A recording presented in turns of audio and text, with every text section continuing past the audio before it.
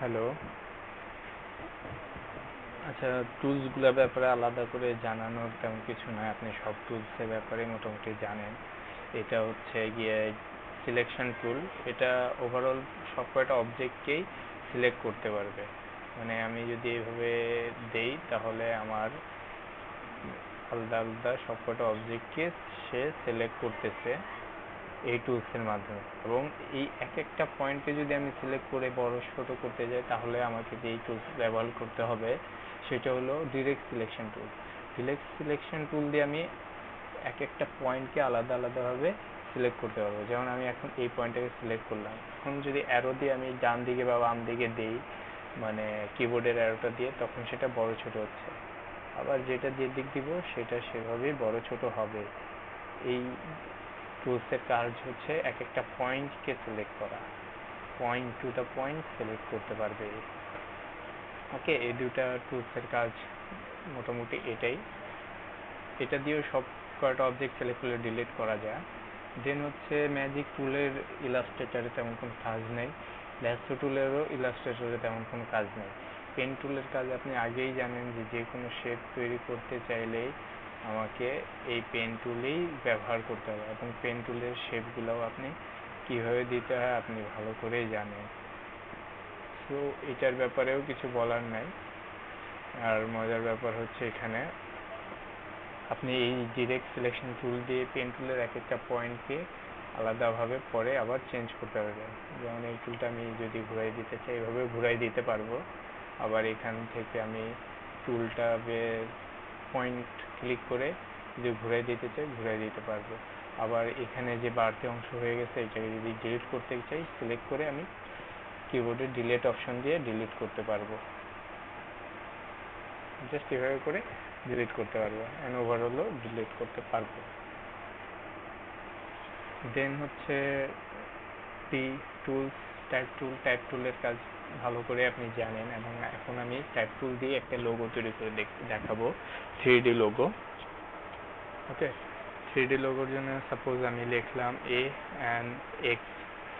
এইটাকে বড় করতে চাইলে আমি এখান থেকে সিলেক্ট করে মাউস দিয়ে সিলেক্ট করে রাইট ক্লিক করলে সাইজে গিয়ে দেন বড় করতে পারবো।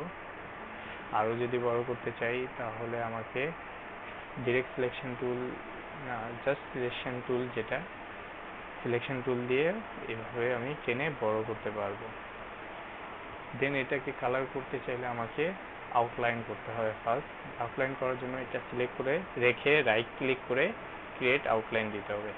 ক্রিয়েট আউটলাইন দেওয়ার পর আমি এখান থেকে যেই কালার সিলেক্ট করব সেই কালার হয়ে যাবে। দেন এখন এটাকে আমি যদি লোগো হিসাবে বা ইফেক্ট দিতে চাই তাহলে ফার্স্টে আমি 3D ইফেক্ট দেওয়ার জন্য ইফেক্টে গিয়ে 3D, দেন এক্সট্রুড অ্যান্ড বিভিউতে যাব। এখানে প্রিভিউতে ক্লিক করলে আমরা প্রিভিউ দেখতে পাবো কীরকম দেখাচ্ছে আমাদের লোগোটা। অ্যান্ড এক্সট্রুড ডেপ্থ যে অপশন দেখতে পাচ্ছেন, এই অপশন বাড়ানো কমানোর মাধ্যমে আমরা এখানে এক্সট্রুড অ্যান্ড ডেপ্থটা বাড়াতে কমাইতে পারবো। মোটামুটি একটা ভালো লাগার মতো ডেপ্থ দেই। অ্যান্ড এই রিভলভটা ঘোরানোর মাধ্যমে আমরা পজিশন ঘোরাইতে পারবো, যে কোনো পজিশনে নিতে পারবো আমাদের অবজেক্টটাকে। ওকে, একে দিয়ে আমরা বের হয়ে গেলাম। দেন এটাকে আলাদা আলাদা, এটাই একটা লোগো হয়ে গেল আর কি। এখন এটাকে যদি আমি কালার চেঞ্জ করতে চাই কালার চেঞ্জ করতে পারবো। জাস্ট সার্চেস থেকে যে কোনো একটা কালার বক্স ক্লিক করলেই কালার চেঞ্জ হবে।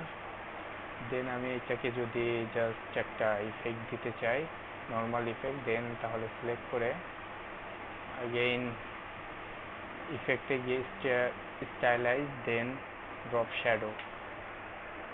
শ্যাডো অপশনে ক্লিক করার পর প্রিভিউ দিয়ে আমরা একটা শ্যাডো দিতে পারবো।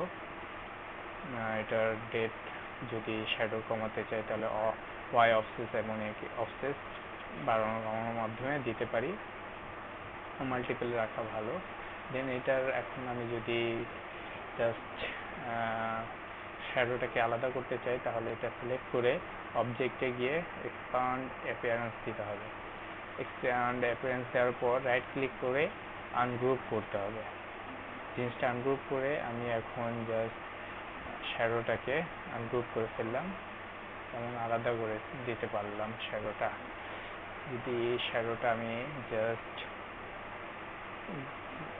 ঘুরাই দিতে চাই ঘুরাই দিতে পারবো, আবার শ্যাডোটা যদি জাস্ট আমি নিচে রাখতে চাই শ্যাডোটা যদি নিচে রাখতে চাই তাহলে আমি নিচেও রাখতে পারবো, like that, something like that.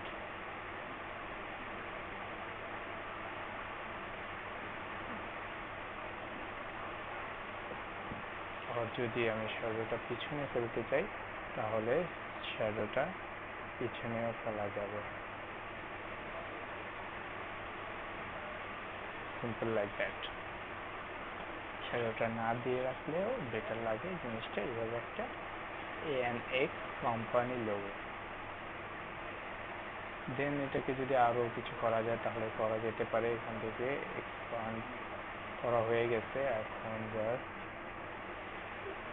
এই অপশনগুলোকে আমি বের করে আনলাম, কি দিয়ে, ডিরেক্ট সিলেকশন দিয়ে এই অপশনগুলো বের করে আনলাম এবং পুরো বাকি অপশনগুলো সিলেক্ট করলাম। দেন আমি একটা গ্রেডিয়েন্ট টুল সিলেক্ট করলাম, জাস্ট গ্রেডিয়েন্টটা বাড়ায় কমায় দিতে পারি, লাইট ইফেক্ট। দেন জাস্ট এই ইফেক্ট যে দিক থেকে আপনার সুবিধা হয় আর কি, গ্রেডিয়েন্টটা দিলেন অপশনটা। দেন আমি আবার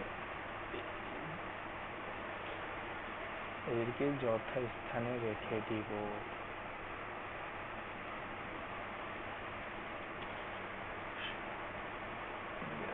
Like that. Okay, now that is a simply 3D logo. এটাকে গ্রুপ করে নিলে দেন বেটার হয়। কন্ট্রোল জি দিয়ে আমরা গ্রুপ করতে পারি এবং জাস্ট লাইক দ্যাট লোগো।